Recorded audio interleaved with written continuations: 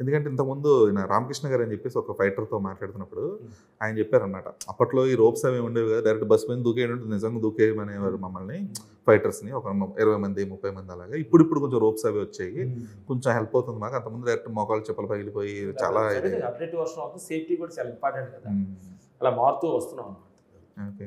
కానీ అంటే మరి వాళ్ళకి ఎంతవరకు ప్రాపర్గా ట్రీట్మెంట్ ఇవ్వగలుగుతున్నారు సార్?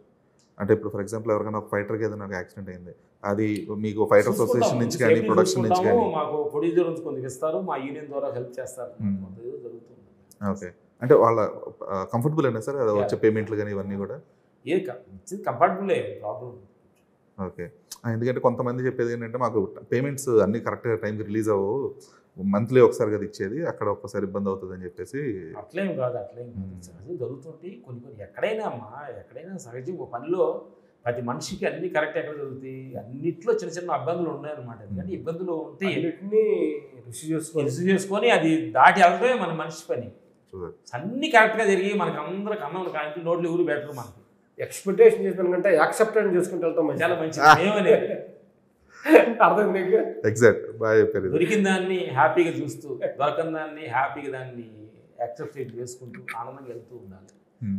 ఫ్లాప్ వీటి మధ్యలో నుంచి హ్యాపీగా వెళ్తూ ఉండాలి.